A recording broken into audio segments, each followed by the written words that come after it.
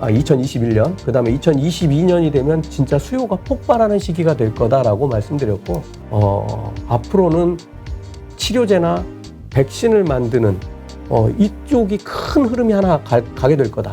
혁신 기업들을 좀 찾아보자. 그렇게 해서 찾아낸 회사가 2개가 있는데, 첫 번째가 모더나고 모더나. 두 번째가 노바백스입니다.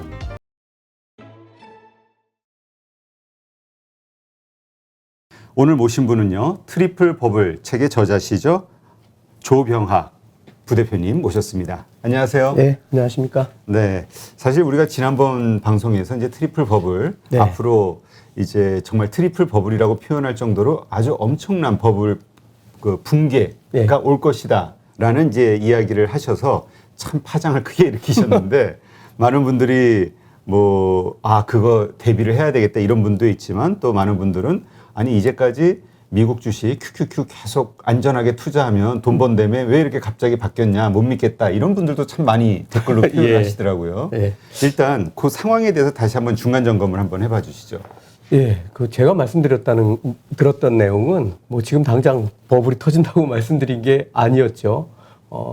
그때 드렸던 말씀을 다시 한번 복기해 보면, 2020년은 아무것도 점점 더 못하게 되는 상황이 오고, 2020년 말쯤 되면 백신이 나오기 시작하고, 2021년이 되면 전 세계에서 본격적으로 백신 접종을 시작하면서 조금씩 자유가 주어진다. 그러니까 꼭 2020년이 2021년이 되면 반대가 돼가는 거예요. 네. 그래서 어쩌면 연말쯤 되면 선진국들 많은 국가에서는 자유가 주어질 거다.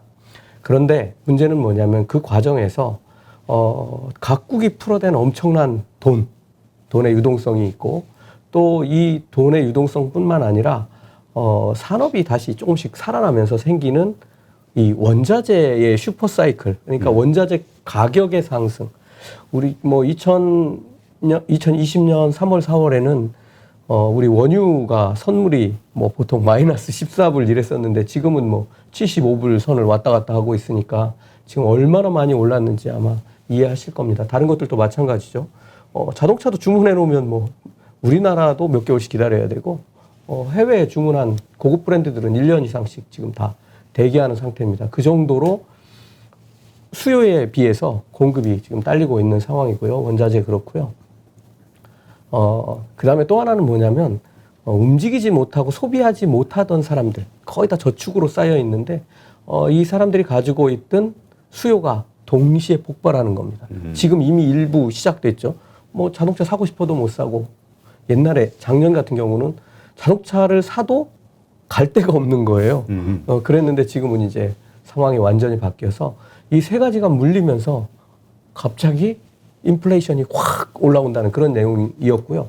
결국은 이렇게 되면은 이제 미국을 비롯한 각국 정부들은 돈 풀기를 줄이고, 그 다음에 금리 인상하는 수순으로 가게 되면 주식시장은 좀 심각한 상태에 빠질 확률이 무지무지 높다.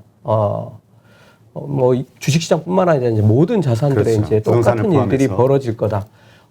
내년이 되면 전 그 생각은 거의 변함이 없는데 시기적으로 볼 때 2020년은 이제 수요가 확 살아나는 시기, 2021년, 그 다음에 2022년이 되면 진짜 수요가 폭발하는 시기가 될 거다라고 말씀드렸고, 그렇게 되면 2022년은 이제 돈 풀기가 사라지게 되고 2023년이 되면 본격적으로 금리 인상 속도가 올라가면서 시장에 타격을 줄 거다. 이런 내용이었습니다.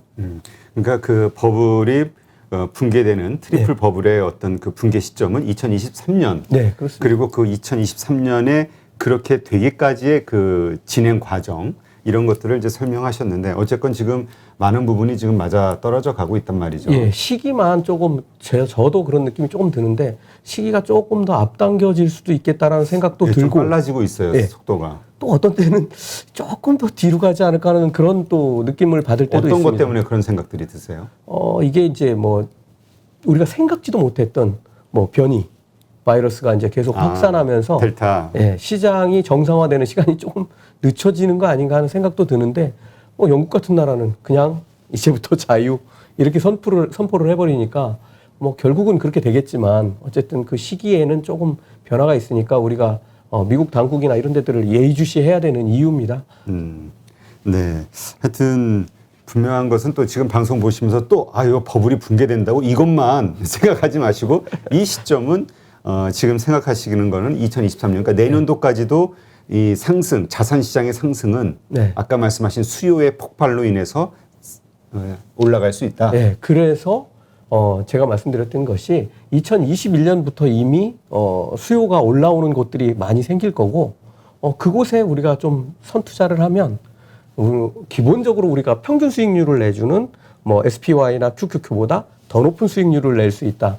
맞아요. 지난번에 또 많은 분들이 예. 우리 조부태 대표님을 처음으로 인지하기 시작한 게 미국 주식 QQQ ETF를 사서 계속 적립식으로 사놓으면 언젠가는 경제적 자유를 이룰 수 있다. 이렇게 메시지가 각인이 된 분들이 갑자기 QQQ 대신 딴 거 사세요라고 하니까 이것도 충격을 받으셨던 것 같아요. 예.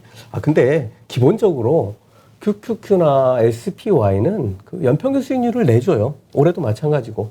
이거를 팔고 좀 잘 하시는 분들은 실질적으로 제가 오늘까지는 안 해봤는데 상반기, 그러니까 6월 말까지 한번 계산을 해봤어요. SPY, 그 다음에 QQQ, 그 다음에 제가 요런 쪽으로 바꿔가세요. 이게 이제 산업으로 치면, 그 SPDR, XLF가 있고요. XLI, 요건 산업재고, 그 다음에 XLF는 금융주입니다. 그래서 제가 이제 그런 쪽으로 가면 더 높은 수익률을 낼 수 있다. 이렇게 말씀드렸는데, 제가 상반기까지 이렇게 추적을 해보니까 XLF는 31% 수익을 냈어요. 그 다음에 QQQ는 15% 정도 수익을 냈고, SPY가 15% 정도 수익을 냈고, QQQ는 10% 정도 수익을 냈습니다. 그러니까, 실질적으로 보면 거의 뭐 상반기 동안에 이 SPY나 QQQ도 1년치 수익률을 내준 건 맞는데, XLF나 이런 쪽에 비하면 거의 반도 안 되죠. 네.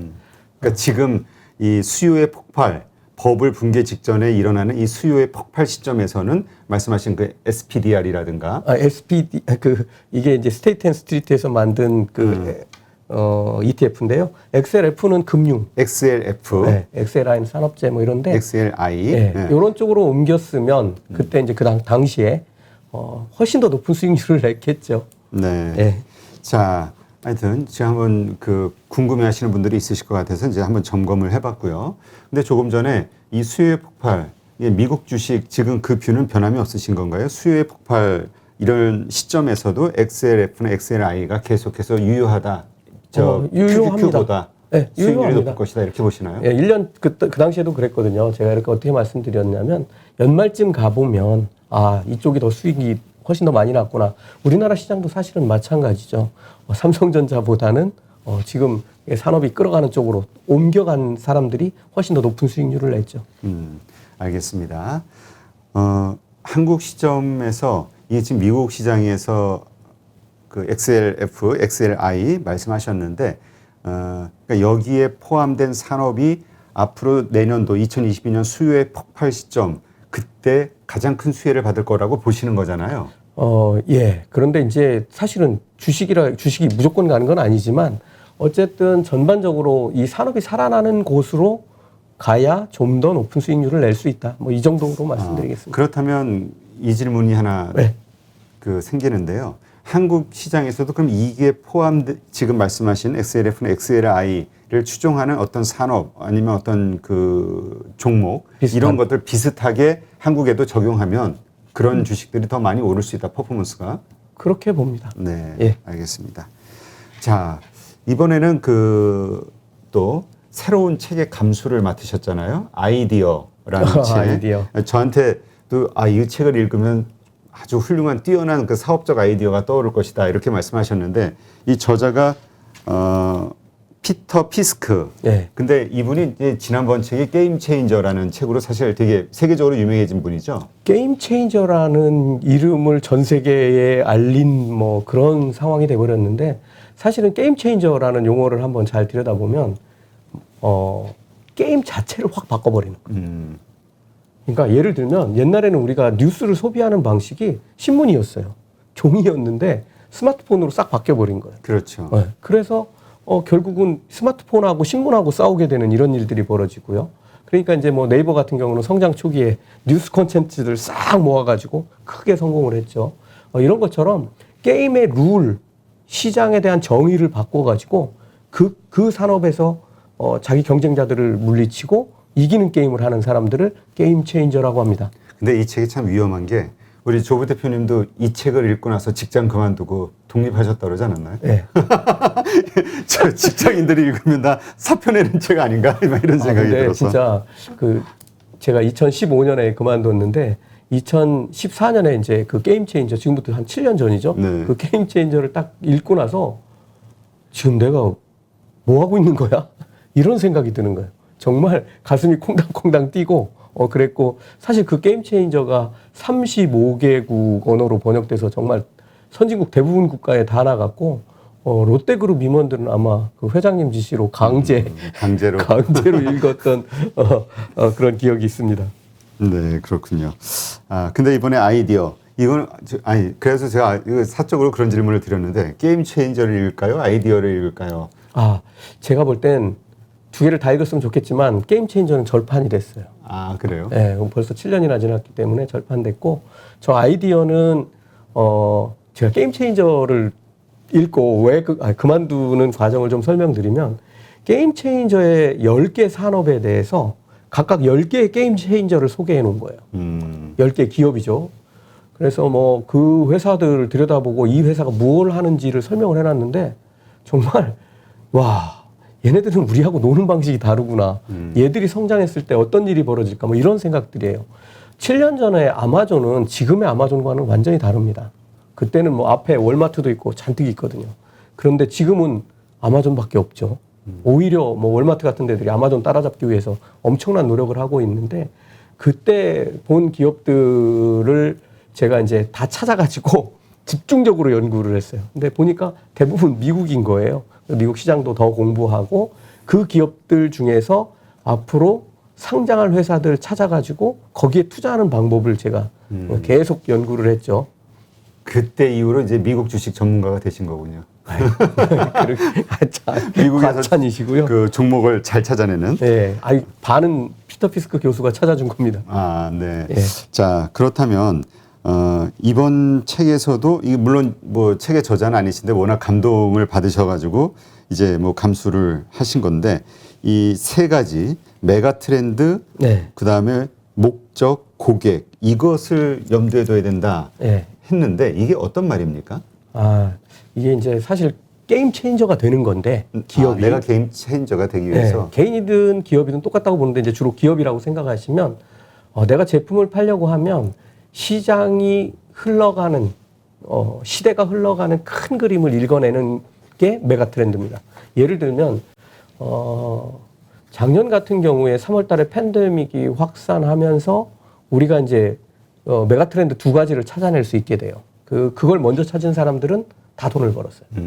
첫 번째는 이거 심각해지는구나라고 느끼고 그러면 앞으로는 치료제나 백신을 만드는 이쪽이 큰 흐름이 하나 가게 될 거다. 이제 이런 판단을 누구나 할 수 있죠. 그러면 저는 이제 그때 이런 생각을 했습니다. 그러면 백신 만드는 회사에 투자해야 될까? 아니면 치료제 만드는 회사에 투자해야 될까? 근데 치료제는 걸린 사람들만 해당되잖아요. 그렇죠. 그래서 이 치료제는 제껴놓고 특히 치료제를 잘 만드는 회사는 기존 제약사들이에요. 물론 백신도 기존 제약사가 잘 만들지만요. 그러면 백신을 만드는 회사 중에서 어떤 회사에 투자할까? 제일 먼저 검토했던 회사는 파이자하고 존슨앤존슨 같은 데를 생각했는데 세계적인 기업이죠. 네, 문제는 덩치가 너무 커가지고 이게 백신을 엄청나게 팔아도 나중에 이 회사 주가가 정말 엄청나게 오를 것 같지가 않은 거예요. 그렇죠. 매출 비중이 보면 전체에서 보면 요만큼인 거예요. 요만큼이니까. 네. 그래서 좀 혁신 기업들을 좀 찾아보자. 그렇게 해서 찾아낸 회사가 두 개가 있는데 첫 번째가 모더나고 모더나. 두 번째가 노바백스입니다.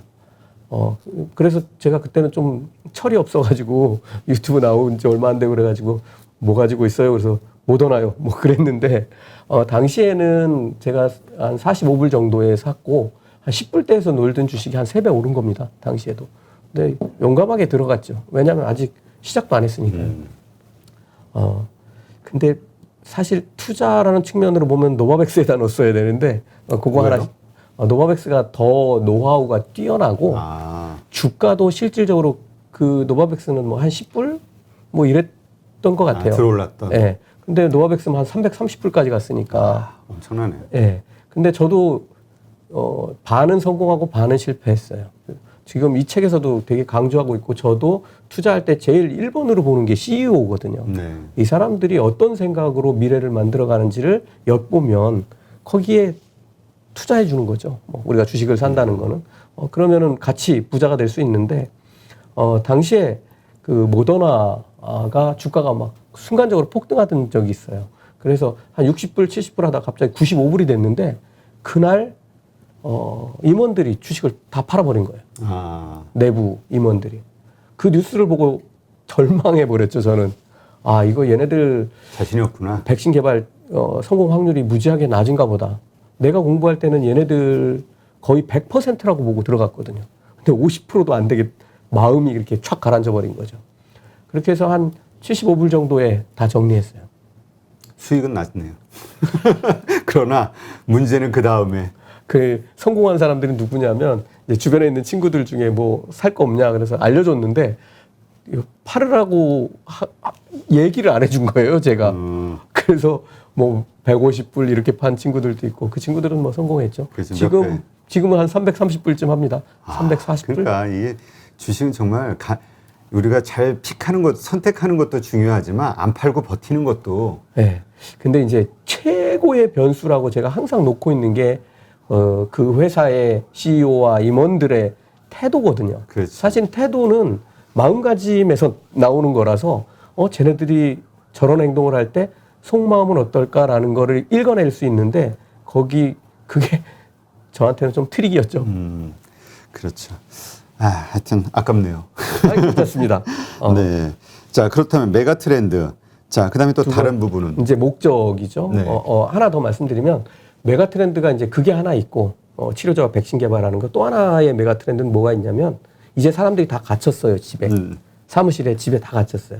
이럴 때 언택트로 살아가는 방법을 제공해 주는 회사들. 그 언택트 기업들에 투자하는 거죠. 그래서 이 두 가지가 큰 메가 트렌드라고 볼 수 있고요. 지금은 이제 거꾸로 됐습니다. 이제 하반기부터는 본격적으로 정상화된 오프라인 세상으로 들어가는 방법을 제공해 주고 그런 제품들을 팔고 오프라인적인 방법으로 회사를 키워가는 회사들에 투자하는 게 옳다는 거고요. 제가 그래서 아까 SPY, QQQ, 제가 그때 드렸던 말씀 중에 하나는 또 이런 게 있어요. 경기 소비주 같은 것들이. 예, 그렇습니다. 근데 소비주들이 불꽃을 태우면 거의 주식시장은 마지막이에요. 전에 한 박사님은 경기 민감주 중에서 소비주들이 확 달아오르면 거의 주식시장은 끝물이라고 보고요. 어쨌든 제가 그때 드렸던 말씀 중에 하나가 작년에는 QQQ가 SPY보다 훨씬 많이 갔잖아요. 근데 거꾸로 될 겁니다라고 말씀드린 게 또 하나가 있어요. 근데 실제로 그렇게 됐어요. SPY가 QQQ보다 훨씬 많이 갔죠. 지금도 그렇고 앞으로도 둘만 놓고 보면 QQQ보다 SPY가 더 갈 겁니다. 이유는 간단해요. 미국에서 경제를 살리고 뭐 수출 늘리고 내부 소비 진작하고 하는 그런 그 경기 부양책에 쏟아부은 돈들이 다 SPY와 관련된 회사들에 많이 들어가요. 우리 소위 굴뚝산업들. 네. 그래서 이제 그쪽에다가 투자하는 게 훨씬 더 유리하다. 이렇게 그때 말씀드렸고요. 그러니까 이런 우리가 투자자의 관점에서도 이 메가 트렌드를 읽고 거기에 해당하는 기업, 그리고 그 기업 가운데서도 뭔가 좀 저평가돼 있고 크게 성장할 만한 기업을 픽하는 게 좋겠네요. 저 아이디어에 그런 내용들이 꽉 차 있는데요. 정말 저도 감동을 많이 받았습니다. 두 번째는 목적이에요. 이게 어떻게 보면 CEO하고 똑같은 말입니다. 나는 왜 이 일을 하는가 하고 똑같은 질문이에요. 우리 회사는 왜 존재하는가? 돈 벌려고? 이런 회사는 투자하면 안 됩니다.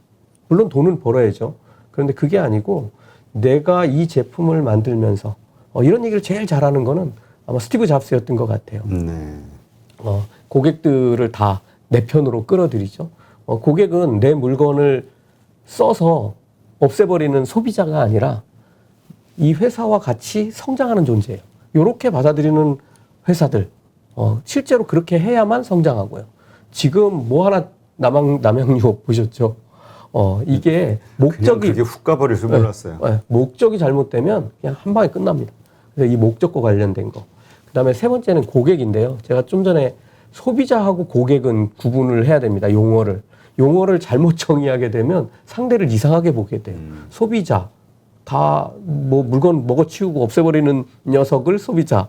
뭐 한자 풀이하면 그렇게 되는데 그게 아니고 고객이 돼야 됩니다. 고객은 우리 회사에 영감을 주고 또 우리 회사 제품을 아껴주고 그리고 그걸 통해서 같이 성장하는 거예요. 나이키 같은 경우는 자기 고객을 어떻게 정의를 하냐면 운동선수로 정의합니다. 그래서 나이키 신발을 신으면 저 사람들이 훨씬 더 달리기를 잘하고 높은 성과를 실력이 내고 좋아질 거다. 예, 운동 효과를 보고 하는 뭐 그런 쪽으로 정의를 합니다. 사실 보는 눈이 완전히 달라지는 거죠. 그리고 세 가지 이렇게 말씀드릴 수 있습니다. 네, 알겠습니다. 네, 하여튼 우리가 투자할 때 관점에서도 기업에서도 이런 식으로 이제 자기의 혁신, 그다음에 생존을 위한 이런 어떤 움직임들을 보여야 되겠지만 투자자 관점에서도 이러한 기업을 찾아내는 노력을 하는 거 이게 이제 필요하겠네. 내가 투자하고 있는 기업은 과연 여기 해당이 되는가? 우리가 투자할 때 제일 황당한 것 중에 뭐냐면 요즘 뭐 사야 돼? 친구에게 물어서 투자하잖아요. 네, 대부분 그렇죠. 그거 정말 하시면 안 되고 최소한 내가 투자할 회사는 공부를 끝까지 공부를 해야 됩니다. 최근에 이제 저도 그 머니클래스 운영하고 있는데 제가 사실은 좀 용기를 내서 우리 구독자들하고 같이 한번 투자해보자 해서 버진 갤럭틱을 한번 한 적이 있어요. 그러니까 타이밍에 맞춰서 딱 단기간에 한번 수익을 내보자 그래서 버진 갤럭틱은 제가 2010년 정도 됐을 때 이 회사에 투자해야 되겠다라고 생각한 회사거든요. 1996년에 안사리 프로젝트라고 지상 100km 궤도에 비행선을 올려가지고 다시 지구로 돌아오는 걸 2번 하는 거예요. 근데 이게 2004년에 성공했습니다. 그 방법을 버진그룹에서 사간 겁니다. 그래서 버진 갤럭틱을 만들어서 여행의 개념을 완전히 바꾸겠다고 선포를 하고 이 우주선을 개발하기 시작한 거죠. 이 버진 갤럭틱이 우주선을 어떻게 띄우냐면 동체가 2개인 그런 비행기 사이에다가 로켓을 끼웁니다. 그래서 이륙을 해서 올라간 다음에 지상 15km에 도달하면 로켓을 분리합니다. 우주선이죠. 분리를 하면 얘가 그때 점화를 해요. 그래서 쫙 100km까지 순식간에 올라가죠. 이런 방식을 쓰는 이유는 일단 연료가 적게 듭니다. 일론 머스크의 스페이스X처럼 지상에서부터 로켓을 발사하면 에너지 소비가 엄청나고 탄소 배출량이 엄청납니다. 그런데 이건 그냥 비행기 하나 띄우는 연료면은 이제 로켓을 띄울 수 있는 거죠. 그렇게 100km 근처까지 올라갔다가 이제 서서히 자유낙하해가면서 무중력 상태 경험해가면서 내려오는데 이 우주선이 비행기처럼 생겼어요.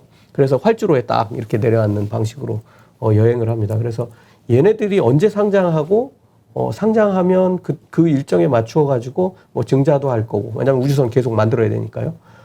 그 다음에 시험 비행 마지막까지 한번 투자를 해보자. 그렇게 해서 그때가 이제 시험 비행 마지막 하고 막 그럴 때인데 빠져나오는 것까지 가르쳐 드렸죠. 왜 그러냐면 거기는 이제 유상증자가 이제 그 다음 대기하고 있는 거예요. 어쩔 수 없는. 그래서 일단 빠져나옵시다 해서 그때 뭐 적게는 한 50%, 많게는 한 250%까지들 수익을 냈는데 지금 뭐 몇 개 계속 하고 있어요. 이런 혁신 기업들 찾아서. 네, 예. 알겠습니다. 하여튼 투자자 입장에서는 투자 아이디어를 찾아야 되니까 잘 한번 이런 방식으로 검토해 보면 좋겠네요.